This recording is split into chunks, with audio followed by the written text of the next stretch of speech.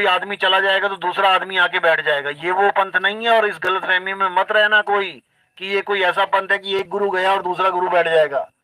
ये शब्द गुरु का पंथ है और आदि से लेके अंत तक वही बैठेगा, इसके अलावा कोई नहीं बैठेगा।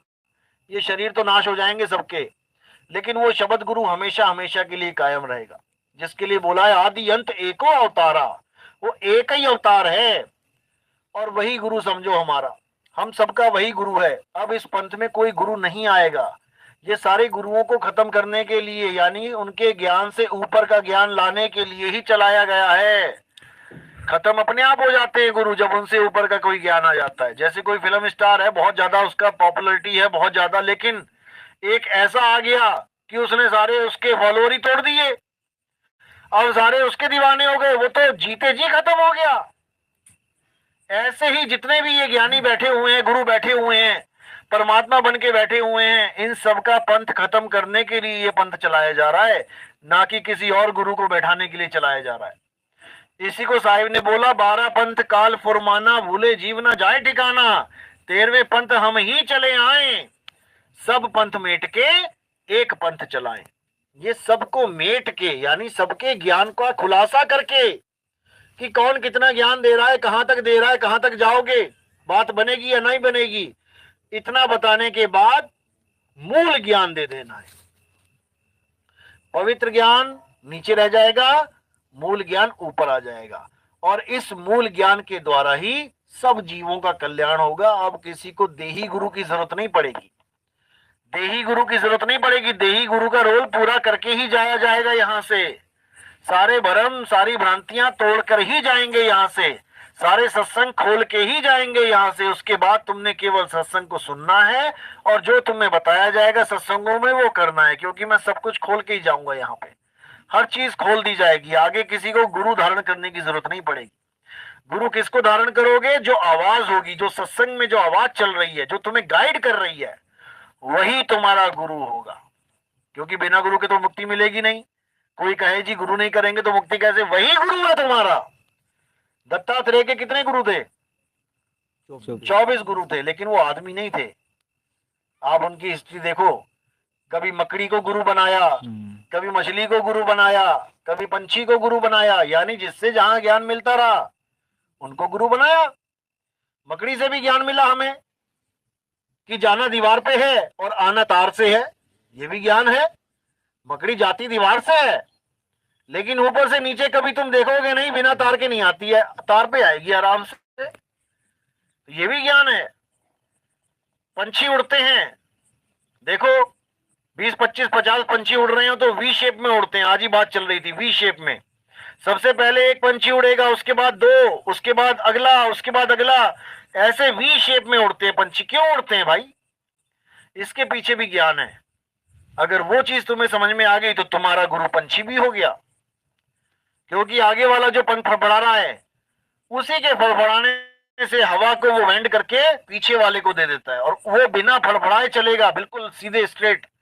उसको अगर 10 बार मारना पड़ रहा है हाथ, तो वो केवल 2 बार मारेगा, यानी उसकी सारी एनर्जी सेव हो रही है उस आगे वाले पंछी की वजह से। वो आगे वाला पंछी लास्ट में जितने भी पंछी हैं वो सबकी हेल्प करता जा रहा है, ये भी ज्ञान है। तो हर प्रकार का जीव कुछ ना कुछ ज्ञान दे रहा है। तो दत्तात्रेय इन्हीं 24 गुरुओं से निकले। इसी प्रकार आपका गुरु कौन होगा? आपका गुरु होगा शब्द। एक तो ये 52 अक्षरी शब्द जो आप सुन रहे हो, ये भी तो गुरु ही है, और एक जो असली सार शब्द है वो भी गुरु है। ये 52 अक्षर कहां तक का गुरु है? ये आपको वहां तक पहुंचाने तक का गुरु है। पार पहुंचना है, बिल्कुल पहुंचना है, लेकिन एक किश्ती का सहारा तो लेना पड़ेगा। तो किश्ती भी आपका गुरु है पार पहुंचाने तक का। वहां पर जाके तुम उस किश्ती को भी छोड़ देते हो। यहां पे हम लोग आए हैं कार से, तो कार हमने वहीं छोड़ दी, उसके बाद हम अपने घर पे आ गए। इसी प्रकार वहां तक पहुंचाने के लिए आपको सत्संग ही चाहिए, लेकिन कोई देही ही हो ये जरूरी नहीं है। और ना पूछते रहो देहियां हड्डियां, पूछते रहो मांस, पूछते रहो उसके बाद वही हड्डियां मांस कुछ ना कुछ पंगा करा के तुम्हें आपस में लड़वा देंगे, किसी धर्म से लठ बजवा देंगे। देखो कितने गुरुओं ने कितने लोगों को कत्लेआम करवा दिया। आज जो जेलों में बैठे हैं गुरु, देखो उनके कितने फॉलोअर, गोलियां चला दी, बम फाड़ दिए, और पता नहीं क्या क्या पेट्रोल बम और ये दुनियादारी कर दी। किसने करी? देही गुरुओं ने। अगर केवल ज्ञान को समझ के, केवल ज्ञान को, सत्संग को गुरु मान के चले होते तो ये सब नहीं होता। लेकिन देही को गुरु मान लिया, अब फंस गए, अब फंस गए। क्योंकि तुम वहां पर किसी देही गुरु के लिए नहीं गए थे, तुम वहां गए थे ज्ञान के लिए, परमात्मा को पाने के लिए। अब वो बात अलग है कि उसने अपने आप को ही परमात्मा घोषित करवा दिया कि मैं ही परमात्मा हूं। अब मरो फिर परमात्मा के पीछे। परमात्मा तो किसी को मरने नहीं देता। हमने तो नहीं सुना था कि परमात्मा के चक्कर में इतने लोग मारे गए। परमात्मा तो मरे हुए को जिंदा कर देता है। लेकिन ये सब तब होता है जब तुम देही गुरु के पीछे पड़ोगे। अब देही गुरु के पीछे पड़ने की जरूरत नहीं है। अब ज्ञान को गुरु मानो। ज्ञान गुरु और परमात्मा शब्द गुरु। ज्ञान ही गुरु है। जो तुम्हें सत्संग में ज्ञान मिल रहा है यही तुम्हारा गुरु है। भले मेरी शक्ल कोई ना भी देखा हो किसी ने, तब भी तो वो ज्ञान समझ रहा है। ये तो मैं तुम्हारे सामने आ गया, नहीं तो मैंने तो सोचा था कि मैं किसी के सामने ही नहीं आऊंगा। आप मेरी पहले से लेके लास्ट तक देख लो। जब से लाइव से पहले जितने भी आप देखोगे उसमें कभी फोटो ही नहीं दिखाई किसी सत्संग में। काला पर्दा लगा है और सफेद अक्षर लिखे हुए हैं। कभी किसी को शक्ल नहीं दिखाई, क्योंकि शक्ल दिखाने की जरूरत ही नहीं है। जैसे अभी बात चल रही थी डॉक्टर साहब से, शक्ल दिखाने की जरूरत ही नहीं है। मरीज ठीक होगा। मरीज कैसे ठीक होगा? विधि के द्वारा ठीक होगा। वो बताएंगे क्या करना है, इधर मरीज अप्लाई करेगा, और मरीज बिना कभी डॉक्टर को शक्ल दिखाए, बिना कभी किसी डॉक्टर की शक्ल देखे ठीक हो जाएगा। तो कौन गुरु है? डॉक्टर गुरु है? ये ज्ञान गुरु है? ज्ञान गुरु है। क्योंकि ये डॉक्टर चला भी गया तो कोई और डॉक्टर आ जाएगा यही ज्ञान लेके, तो वो ठीक नहीं कर पाएगा क्या? वो भी ठीक करेगा। और यही डॉक्टर अगर इस ज्ञान को ना समझ पाए पूरा, तो ये डॉक्टर भी कुछ नहीं कर पाएगा, क्योंकि ज्ञान गुरु है। अगर ये भी पूरा ज्ञान नहीं ले पाए और मरीज देखने लग जाए तो ये भी ठीक ना कर पाए मरीज को, क्योंकि ज्ञान गुरु है। इसीलिए मैंने अपनी शक्ल नहीं दिखाई थी, क्योंकि मुझे गुरु बनने का शौक नहीं था। मुझे ज्ञान देने का शौक था कि सारी दुनिया को ऐसा ज्ञान दे दूं कि सारी दुनिया एक झंडे के नीचे आ जाए। और 12 साल हो गए मुझे प्रचार करते हुए। अब जाके 13वां साल होगा 2023 में। और 2023 में जब 13वां साल होगा तो 13 ही 13 होगा। देखते जाओ क्या होगा। तो इसीलिए अब ज्ञान गुरु है। सत्संग सुनो और विधि जानो उस मालिक से जुड़ने की, उस शब्द गुरु से जुड़ने की। तुम्हें किसी और चीज की जरूरत ही नहीं पड़ेगी, क्योंकि परमात्मा ने ही निर्धारित किया है ये। कोई ये ना सोचे नितिन दास तो अपनी तरफ से बोल रहा है कि अब कोई गुरु नहीं बनाना है क्योंकि यही अकेला गुरु रहना चाहता है। ऐसा नहीं है भाई, ये परमात्मा की वाणी है। 13वें पंथ हम ही चले आए और सब पंथ मेट के एक पंथ चलाएं। तो नितिन दास ने लिखा है क्या कबीर सागर? नितिन दास ने नहीं लिखा है। नितिन दास तो उसको समझा रहा है कि क्या लिखवा के गए हैं परमात्मा, और अगर इसमें कोई अड़चन पैदा करेगा तो वो नितिन दास से नहीं पंगा ले रहा है, वो परमात्मा से पंगा ले रहा है। और उसकी वो दुर्गति होगी कि फिर उसको बचाना मुश्किल हो जाएगा। इसलिए एक जन्म में गुरु बनने के चक्कर में बाकी जन्म अजगर सांप चूहा बनना पड़े, भाई सुधर जाओ, संभल जाओ। अब कोई गुरु नहीं बनेगा इसके बाद सब चेले बनेंगे। उस शब्द गुरु के चेले बनेंगे, उस परमात्मा के चेले बनेंगे। अब ये गुरुआई छोड़ देना है, खत्म कर देना है काम। बहुत हो लिया, तो अच्छी तरह समझ लो इसको। सत्संग नहीं करना है, सत्संग करे जा चुके हैं। तुम्हारे सत्संग की जरूरत नहीं है कि अपनी फोटो लगा के तुम सत्संग करना शुरू कर दो। तुम अपनी फोटो नहीं लगा रहे हो, तुम अलग निरंजन की फोटो लगा रहे हो। और जितने तुम ज्यादा मशहूर हो जाओगे तुम्हारे लिए उतना ही मुश्किल हो जाएगा मुक्ति होना। याद रखना इस बात को।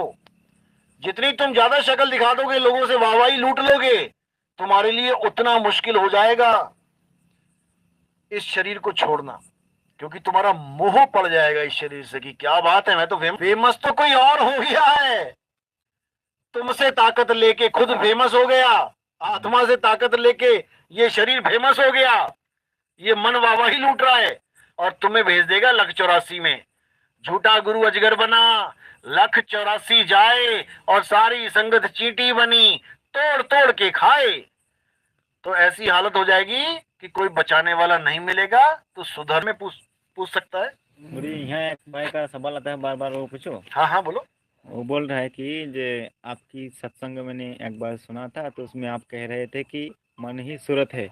मन ही सूरत है। हाँ, अरे नहीं भाई, यही कबीर साहब का मत ही है, तो कृपया इसको बताइए। नहीं, मन ही सूरत है ऐसा मैंने कभी नहीं बोला, याद रखना इस बात को। मैंने पहले ही सत्संग से ये बोला है कि भाई मन तो तुम्हें भरमाने वाला है, मन के मते न चालिए, मन है पक्का दूत। या और भी साखियां हैं, मन जाता है तो जाने दे, तू थाम के राख शरीर, मन को मार गगन चढ़ जाई। मैंने कब बोला कि मन सूरत है? मन सूरत नहीं है। मन और सूरत एक साथ चल रहे हैं। जैसे तुम बाइक चला रहे हो तो बाइक और तुम एक साथ एक ही स्पीड में चल रहे हैं। तुम अगर पैदल दौड़ो तो तुम ज्यादा से ज्यादा कितनी स्पीड में दौड़ लोगे? 50, 60, 70। लेकिन जब तुम बाइक के साथ दौड़ो तब तुम्हारी स्पीड क्या होती है? 120, 140। कई कई बाइक तो 200-200 किलोमीटर की स्पीड में भाग रहे हैं। अब तुम नहीं भाग सकते, लेकिन बाइक के साथ तुम भी भाग रहे हो। इसी प्रकार इसको समझना है केवल आपने। तुम बाइक की वजह से इतनी तेज भाग पा रहे हो और बाइक तुम्हारी वजह से इतनी तेज भाग पा रही है। नहीं तो बाइक खड़ी है, भाग के दिखाए? नहीं भाग सकती। भले उसमें पेट्रोल भी डाल दो, इंजन भी ऑन कर दो, तब भी भाग के दिखाए? नहीं भाग सकती। जब तक तुम उसको चलाओगे नहीं तब तक वो नहीं चलेगी। तो तुम बाइक को चला रहे हो और बाइक तुम्हें चला रही है, दोनों की साठ गांठ हो गई है। इसी प्रकार मन की और सूरत की साठ गांठ हो गई है। मन ने सूरत का वीक पॉइंट पकड़ लिया है कि इस सूरत को क्या चाहिए, इसकी इच्छा क्या है, और मन वही दाने फेंक देता है। जिसकी सूरत दारू में फंस गई है, ये मन पल पल दारू की याद करवाता है उसे, चले हाँ चल। दोनों की साठ गांठ हो गई। जो बीड़ी पीने का आदी है उसको मन कहता है अरे फ्री बैठा है, चल कहीं बीड़ी पी के आते हैं। हाँ हाँ चल चल चलते हैं।